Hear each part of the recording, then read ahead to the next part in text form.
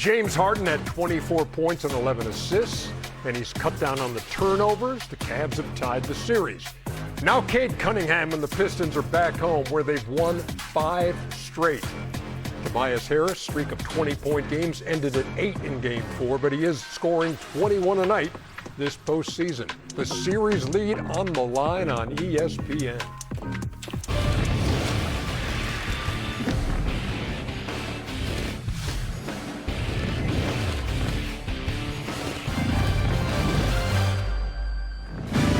It's the only NBA playoff game in town on this Wednesday night, and it is a biggie.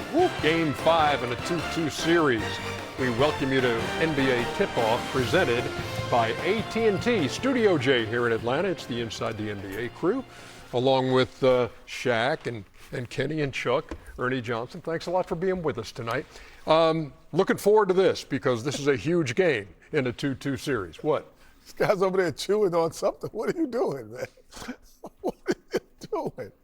Ernie, I'm not doing nothing. I'm paying attention like I always do. Okay, man. Well, you know we have a million cameras. We'll get it in the break. I'm not doing nothing. We'll get it in the break. So you know what I think about when I think of the Cavs and Pistons Game 5 in Detroit? What's that?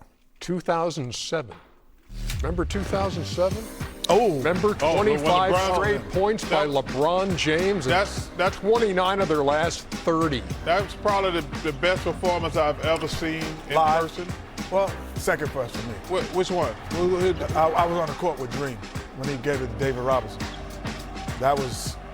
This was incredible. That was something different too. Yeah, but this was.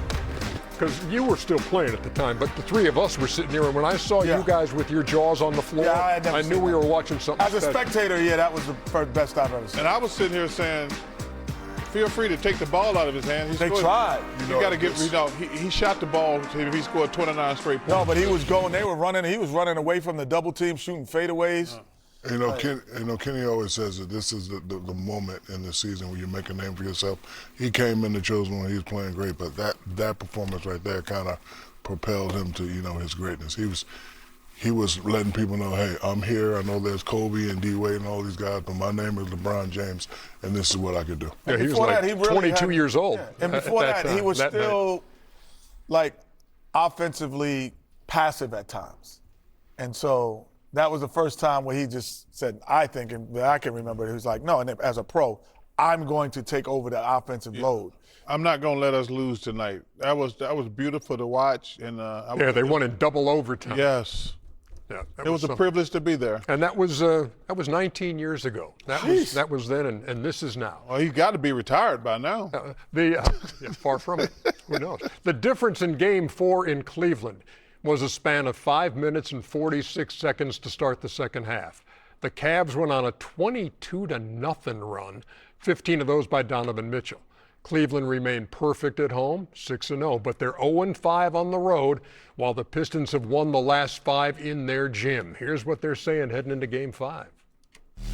JV, not trying to get you caught up in anything, but 12 free throw attempts. It's unacceptable. It is. We didn't do enough, obviously, to help ourselves, but there's no way that one guy on their team shoots more free throws than our team. We're not a settle team. We're not a jump shooting team. It's frustrating, since Kenny made his comments publicly about, us. The whistle's changed in this series. It's just a different story, 2-2. I know Game 5 is going to be tough, and it's in their place, but I think we made a stand, winning these 2 games. I think we figured some stuff out, especially offensively. So I think that gives us confidence going in there. I think our starters hadn't been great to start the games and start the halves, particularly on the defensive end. That's what led to easy opportunities, whether it's threes or layups. Rewarding our bigs. And so when we can be on the same page and get off to great starts like that to start the game or half, it's a different ball club. Where we have turnovers. 3. It's definitely sustainable. We got work to do, but I think we found some, we capitalized off Game 3, and we got to be even better going into Game 5 on the road. We're still learning, and that's the tough part about it. And this is a new environment for us, being in the second round, understanding what it takes to win at this, level in this round for the first time. And I think we learned from the Orlando series, what it's like to be down and the amount of urgency you have to play with. But now you're on the other side of it. And so now you're learning, how you have to slow that opponent who's playing with that type of urgency.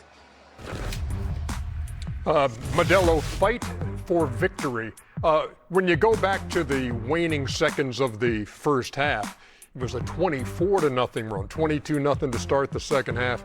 Had the last bucket of the first half, and you see the damage done there. And Mitchell and Harden scoring or assisting on every point of that 24-0 run. Donovan Mitchell, Shaq had 4 points at halftime of that game.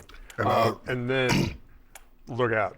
I don't know who he talked to, but whoever he talked to, make sure you call him again. This is the Donovan Mitchell. Maybe he Mitchell. talked to himself. Well, yeah, maybe he did, but this is the Donovan Mitchell I've been waiting for. When you talk about championship caliber teams, you either have one or two guys, and they have two guys, and they have to be explosive. Now, my question to them is, can you do it again? And can you do it again and again and again and get to the finals and possibly win the championship?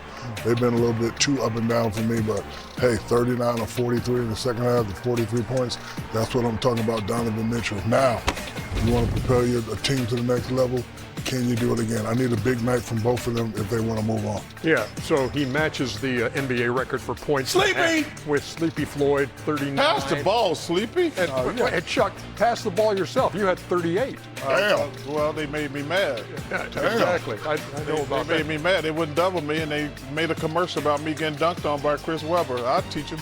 We will have more on Sleepy Floyd, as a matter of fact. Come on, Chris Gatlin. Come on, Chris Gatlin. Too little, Chris Gatlin. Too little? Too little. Good size. Oh, hey, Chris, do not back up on me.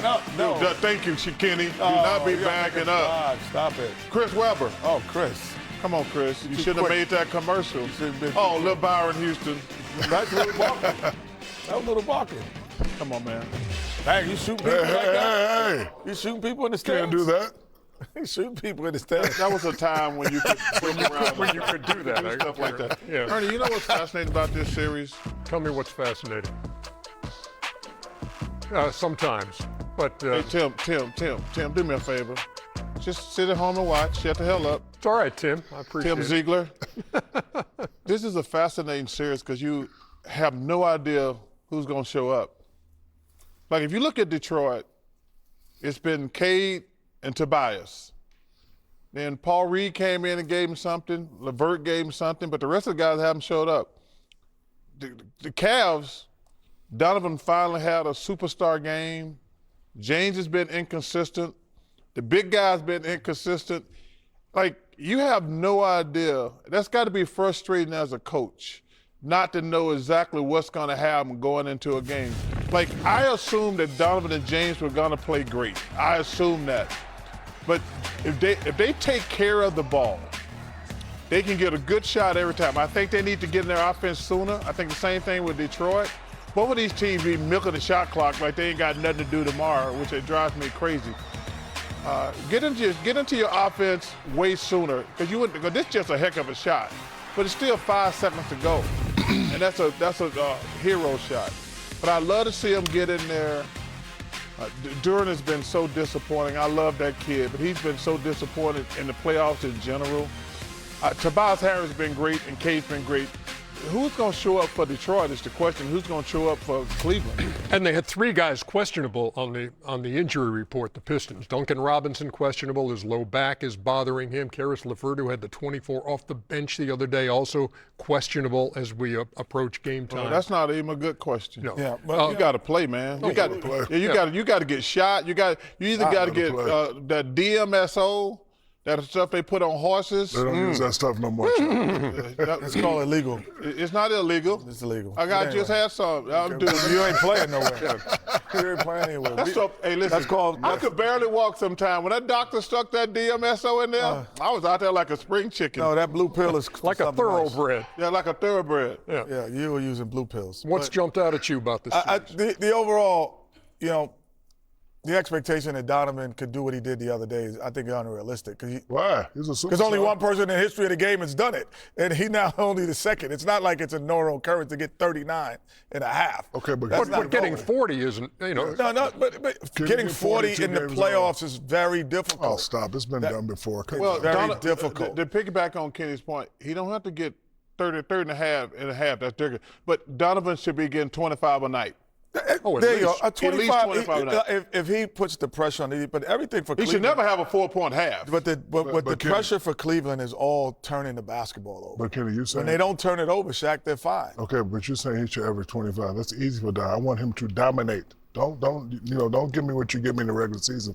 Dominate. He dominated the second half the other day, and the outcome was they won. Here, let me give you a little nugget That's what I need. about Donovan Mitchell. Since he came in the league in 2018, Okay. all right, 36 playoff games of at least 30 points. Nobody has more than Donovan Mitchell. Thank you. Now, can we get to you brought it up, Chuck, but Shaq, I want to hear your thoughts on Jalen Duren. Because here's a guy in this playoff series. His scoring numbers are down 9 from the regular season and 2 fewer rebounds per game. When you look at this game, there has to be a breakthrough from this guy for Detroit. His game was a little bit one-dimensional to me. Throughout the season, gets his points by little drop-offs right there. Right here, he had a strong move, but he hasn't been doing that a lot. So, if you take the drop-off away, you rotate quickly, that will take his game away. Chuck has said this many times during the offseason. He's going to have to work on his offensive game because, when defenses, take these little shots away, what else can you do? And playoffs is a time where you must adjust so you can get your game off. 19-10, that's not going to get it done. So he either needs to play harder or will himself to get those easy baskets that he used to getting. But I have to agree with Chuck. He's not really playing well at all. There were only 6 times this year, and he played 70 games where he scored in single digits. So, it's happened 5 times in 11 games in the playoffs. When you're in the playoffs, Ernie, you're playing against the best. Right. Ken and Shaq know this. The scouting report is like the real deal. This summer, he's going to get in the gym and learn how to score, work on his game, because his whole game is offensive rebounding and lob dunk from Cade. He's not getting those.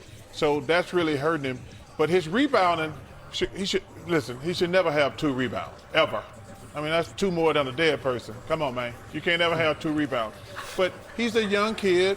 He's going to have to get in the gym, work on a 12 to 15-foot jumper or something like that. But he's too good a player. He's an all-star. Yeah, but his number, the last 2 games of the regular season when they played the Cavs the last 2 times, he had 33 and 16 one night, 24 and 14 in the last meeting between these teams. He usually has been, until the playoffs, the most athletic player on the floor. So at his position. So he is an effort player. So tip-ins, rim runs, lobs, corner dunker spot dunks. So in the playoffs, those aren't available as often. And so I would agree with Chuck. How you get those back is that you have to have a free throw line and end jump shot or a jump hook, something to create some space on the floor for yourself to be an effort player. Because rebounding is about effort, energy, and reading the defense and offense. So, shots going up, let me go box out. Yeah. Shots going up, let me go offensive rebound. So he's losing himself in his offensive thought process as well. So he's flustered by not scoring. Yes. But what he needs to do is, you know what? I'm not scoring. I'm going to get every damn rebound. I'm going to get out, and that'll give him a couple, because he's going to get a couple offensive rebounds. He's going to get some fast break goings. He rim run, like Kenny said. But he's flustered because he's not scoring. A lot of players, when, they're like, I'm not scoring, they start having little issues mentally. But if I was him, I'd say, hey, you know what? I'm getting 15 rebounds tonight. I'm going to help us win this game. I might not score but 6 or 8 points, but if he get 15 rebounds, we all played with guys like that. We used to, when we played the Phoenix Suns, we were like, well, Cedric Sabalas is not going to get a play run, but we have to make sure we know where he is. Because Cedric played with you as well. So it's like he was a guy that he was amazing. He's going to find a way to score without having a play. They don't run plays for Duren. He has to find a way to cut at the right time, but all of that offensive rebounding, defensive rebounding. Playing attention to the game. Well, let's talk about Cade Cunningham, too. Okay, he leads the postseason in scoring, 29 a night, but the turnovers have been an issue with him. at least 4 turnovers in 10 straight games for Cade Cunningham. Yeah, I think he knows and understands that he needs to take the ball because, talk about what I want Donovan and James to do. He can do this every night. And, 29 is good, but I need him to get 30, 35, maybe 40. And if you take care of the ball, value the possession, you can get that. He knows, he understands that. Love the way this kid plays the game, have no complaints about this game. He's going to have a big game tonight. I know he is. Yeah, even the game they won, when he hit the 3 at the top, he had 3 consecutive turnovers. Hey, Chuck's on another graphic. The other one was good. This one is not so good. Penny. You had 9 straight games with at least 4 turnovers. Jeez. Well, thank you for getting me off the list, Cade. Well, you're still on the list. You're just not at the top. Not the top. Ernie, when you have to make every play, like if I remember correctly, in '86, I had to make every play. So you're gonna have some high turnover games. So you got No. When you have to make every I'm looking play, at Shaq like you got an excuse, right? No. Okay. He just can't make bad turnovers. You're gonna have turnovers if you got the ball in your hand the whole time. You just can't make bad turnovers. There's a difference between good turnovers and bad turnovers, Ernie. Okay. Cleveland and Detroit, Game 5. Chuck Fields after a session. Right. I'm telling you, The horse HGH. Hey, that's BMSO. That stuff is good. I don't care what doctor. Acting changes everything. And we welcome you back. While the Cavs and Pistons get set for their tie-breaking Game 5 tonight, the Knicks are playing the waiting game, waiting to see who they'll meet in the Eastern Conference Finals. That means Mitch Widmeyer will not be calling any games this week. Who is Mitch Widmeyer? He's a Knicks fan and a fan of the legendary Mike Breen, who's been the soundtrack of Knicks basketball and has delivered some of the greatest calls in the sport to millions of fans. Mitch, meantime, calls games for an audience of 1. Nobody better to tell this story than Mike Breen. Here is SC featured for Hannah. In a 13-by-8 room in Green Bay, Wisconsin, a die-hard Knicks fan named Mitch Widmeyer gets ready to call another game. 1, 1, 1, 1, 1, 1, 1. Not for a station. Throws it up from 15 feet and he sinks it as the shot clock expires. Not for a network. Grant Williams drives inside contested floater and he splashes it. Brunson's starting to find a groove late in the first quarter. But for one person, his sister, Hannah. No hesitation, triple try, lets it fly and he sticks it, Hannah. Robinson with the theft, hard up court. Mickey Bridges reservations for 2, Hannah. I do not view it through the prism of I'm broadcasting these games. I view it through the prism of this is Hannah and I bonding.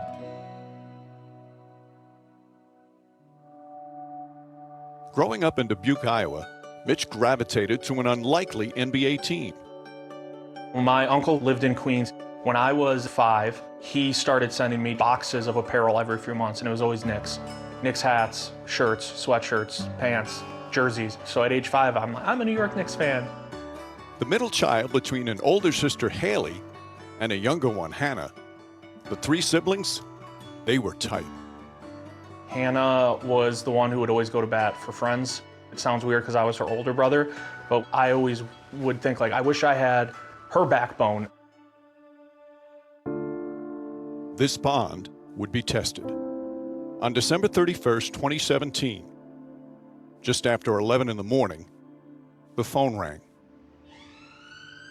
21-year-old Hannah had been in a car accident. My older sister called me in the morning, said you need to get to the hospital.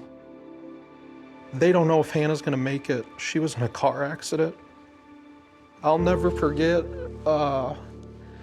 when I got to the hospital, I was afraid to go in the room and see her. Hannah suffered a traumatic brain injury. Doctors told Mitch and Haley that she would never fully recover. They said, we can keep having Hannah fight, or we can make her more comfortable, which basically told us, call it off. So we said, Hannah will keep fighting. When they said, Hannah will never be the same because of this accident, you have no clue what that entails until it just slowly starts to unfold. She gets medication 6 to 7 times a day. It's like clockwork now. It's not like I'm ever forgetting anything.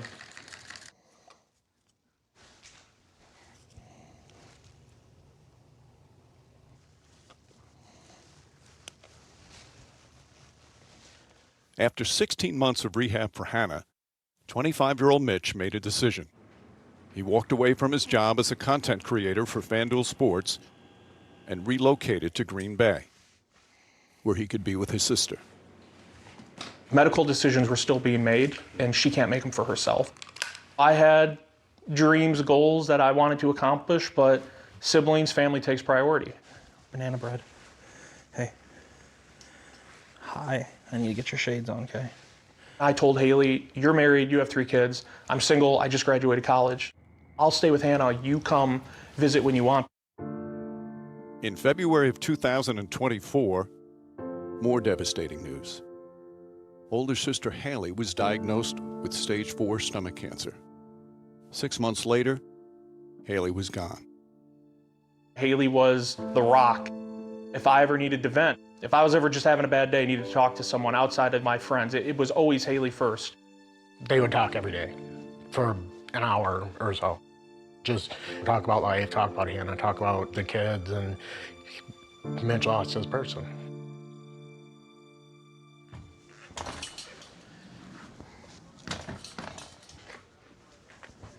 Mitch always dreamed of becoming a play-by-play announcer calling games for the New York Knicks.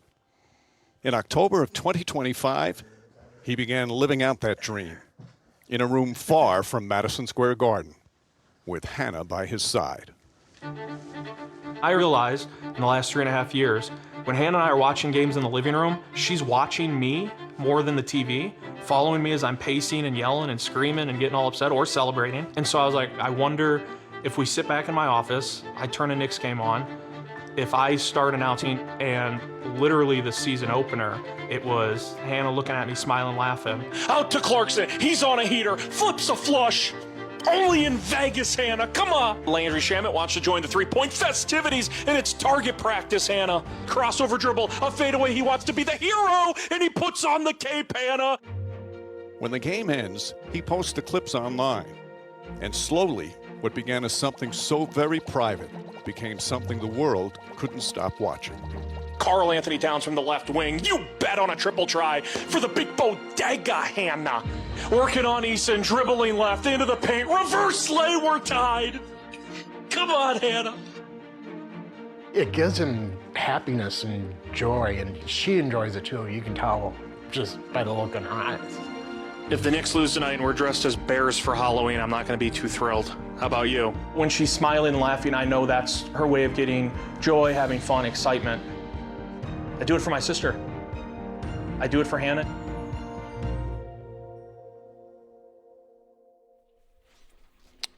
Highlight of my day today was talking to him on the phone. Oh.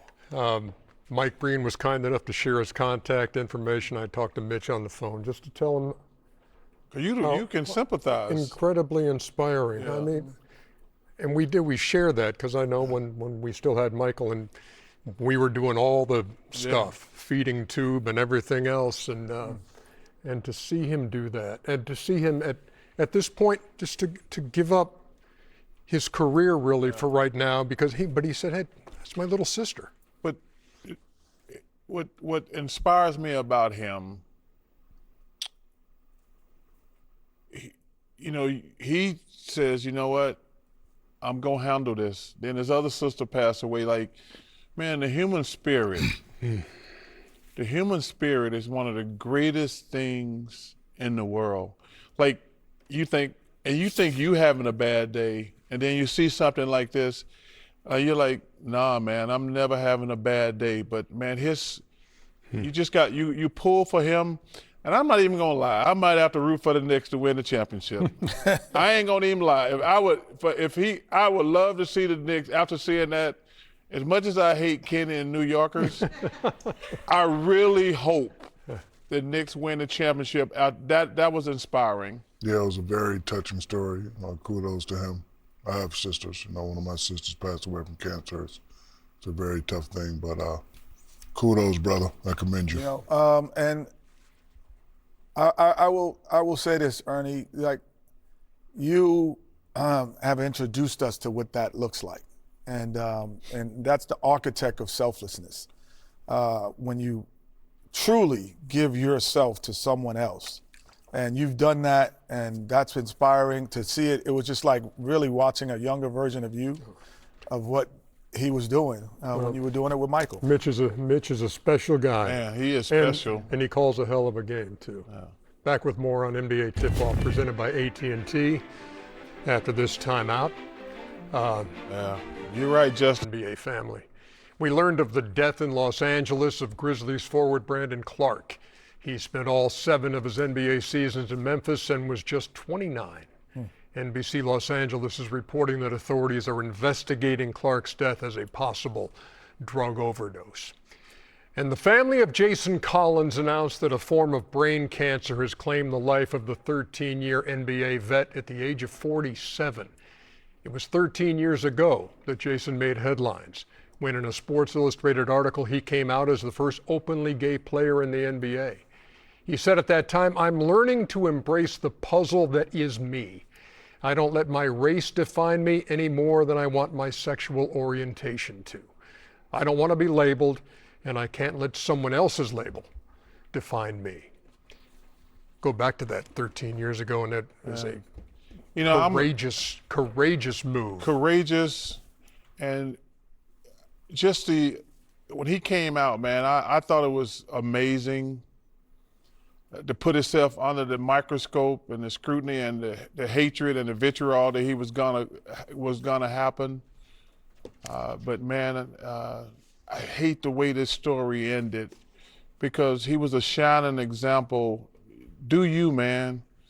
You know, obviously, anybody out there who's struggling with their sexuality, do you? Gay people have the right to do what they want to do. It's nobody else's business at all. For him to come out, it was a great. And obviously, you know, a lot of times, especially in the black community, when you're gay, you get treated awful, and that sucks too. But I was proud of him for coming out. And when I got that news yesterday, it just sucked. And the same thing with Brandon Clark, man. 29 years old. 29 years old. And man, you young guys out there, man, you know, obviously I'm very sensitive on the drug situation, and man, you guys got to stay away from that stuff. And I know that's easier said than done. It ain't a matter if, it's just a matter of when. If you're out there experimenting with drugs, the story's gonna end badly. It ain't just about you, man. You got a family out there, and you know, I don't know the situation. You got a mom and dad, or brothers and sisters, but man, it's a terrible loss for him and his family. The same thing with Jared. Man, it just sucks. It was a tough day for the NBA. Yeah, my condolences go out to the Collins family. I've been knowing the twins for a long time. When I was playing in LA, I used to, see them in high school. But, we only live one lifetime, and, you must always speak your truth. And he spoke his truth, and I have no problem with that. But overall, he was a great human being. Brother's a great human being. Comes from a great family. And again, my condolences goes out to the family. Yeah, definitely condolences to the Collins family. They always, support, both he and his brother support every time I do things with my organization. So, that was a tough blow to see today. He's been first of all, he was a good player. Let's start there.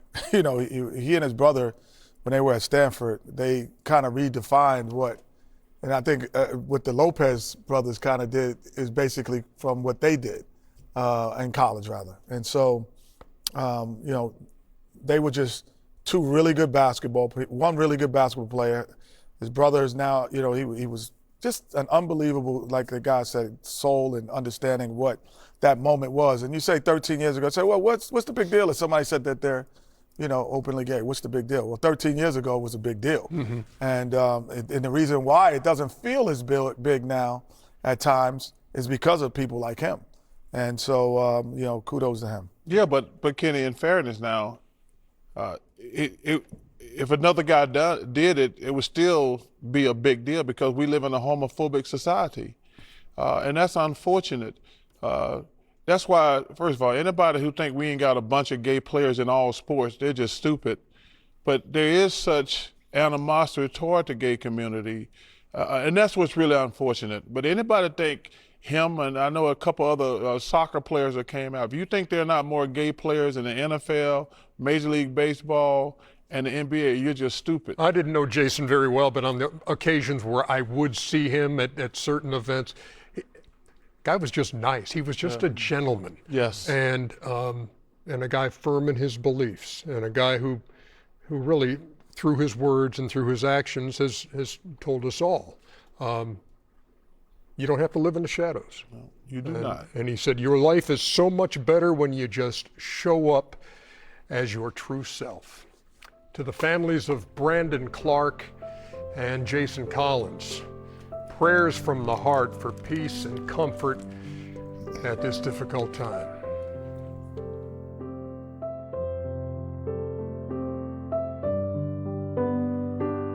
To Cade Cunningham, and a short time ago, Lisa Salters caught up with him.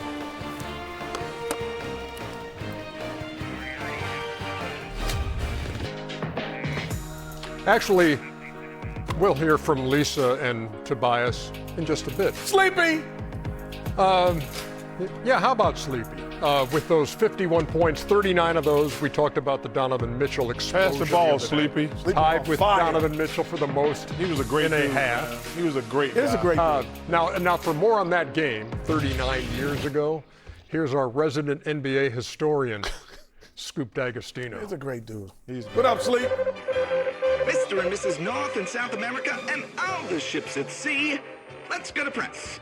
May 10th, 1987, the day the Sleepy Warrior was awoken. Down 3-0, the Golden State Warriors had all but been tucked in at night by the Los Angeles Lakers in the West semis. But like the young whippersnapper who has one more story to tell Mom and Pop, Eric Sleepy Floyd would not go quietly into the night in Game 4. Sleepy was a real corker in this one, scoring 51 points, including an NBA playoff record 39 in the second half. Of those 39, 29 came in the fourth. I mean, he was riding a gravy train with biscuit wheels. It would have taken more than magic to stop Sleepy that night. He took Coop to the hoop and careened the Lakers in a performance worthy of the top spot of the night as he went wildly on the plans of Riley. Pat Riley walks off this court knowing he was beaten by an incredibly superhuman effort. So the other night when Donovan dominated Detroit with 39 of his own in the second half, it had us here at the Scoop Sports Network dreaming of the days of Sleepy, who turned the Lakers lethargic, at least for one night, before bowing out in Game 5 to the eventual NBA champs. As always, we're giving you the scoops on hoops right here on Great Moments in Playoff History. He's a real corker. I just love. Hey, the great thing about that, I saw Mr. NBA Tip-Off is presented by AT&T. Connecting changes everything. Donovan Mitchell averaging 33 in the series, coming off that 43-point Game 4, which tied the series at 2 games apiece. This one in Detroit, and Lisa Salters talked to the Pistons' Tobias Harris. Thank you very much, Ernie. Tobias, as a team, how do you get the momentum back tonight? Protect our court, win the possession games, just bring the energy that's needed. Stay in the moment right now. This is a blessing and honor to be playing, and just enjoy it. Have fun with it, and bring this excitement, bring the grit that we've done all season long, and bring it into tonight's game. And as for you personally, you had been rolling, but were quiet in the second half of Game 4. How do you get yourself going again tonight, especially with Duncan Robinson out? Same confidence as always. Take the looks that are there for me. Be assertive, be aggressive, play off the energy. Just use my vision to create whatever I can create out there. So ready for the moment and just staying with it. Donovan Mitchell got away from you guys in Game 4. Just what do you guys have to do better defensively against him tonight? Not just him, the whole group over there. We got to make them uncomfortable. Got to really impose our will on the glass, and then our ball pressure as well all night long. Really be physical, make them uncomfortable, like I said. Thanks, Tobias. Appreciate you taking the time. Good luck tonight. No Ernie, back to you. Thank you very much, Lisa Salters. Okay, we talked deal. about the guy's questionable. Duncan Robinson with that low back is out tonight. That's a big deal. Kevin Huerter is active, but for the first time in this series, I'm looking at the starting lineups. Danis Jenkins gets the start in the backcourt alongside Cade Cunningham. That shrinks the floor, though. So Duncan Robinson is one of the best shooters we have in the NBA. And now, Harder hadn't played, but Dennis, like, I don't know how good shooter. He's definitely not good as Robinson. So that shrinks the floor even more. And so, man, it's going to be who's going to score for Detroit? It's just super important for Detroit to create turnovers now without a Duncan Robinson. Their half court is sometimes something to be desired. And if you can't score in the half court, you have to get steals and transition baskets and lob runs and rim runs for Duren. If you don't, if James Harden has 4 turnovers or less, this might be an easy game for the Cavaliers. If he has 4 or more, then, and the same with Cade. If he has 4 or less, they both have to have, he has to have 4 or less while James has 4 or more. There's a big difference, though.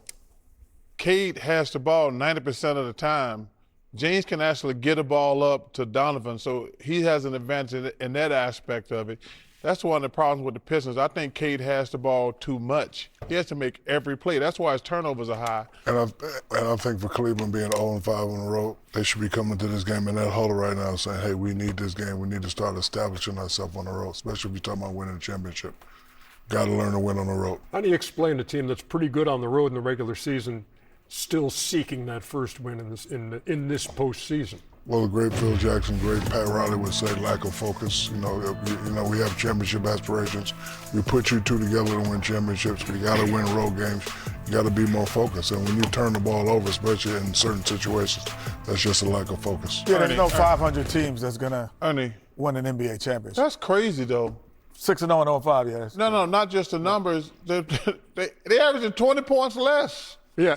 That's on the road than they That's are what at home. shocked me, though. They said, like, man, 20 points is a lot. But Shaq had a great point. Kenny also. James got. It's going to be, like I said, this is a turnover game today. Yeah. Do not turn the ball over for easy baskets. And you think about this Detroit team. Remember, they lost game 1 against Orlando in the first round at home, and that was 11 straight playoff losses at home. And now they haven't lost since. The confidence is there for Detroit in that gym. There's confidence there. You know, it's a great place to play, especially when you get the fans involved. You know, Tobias Harris has been playing great. I look for him to have a great game. I look for Cade to have a monster game, too. You know what Donovan Mitchell's been doing, too?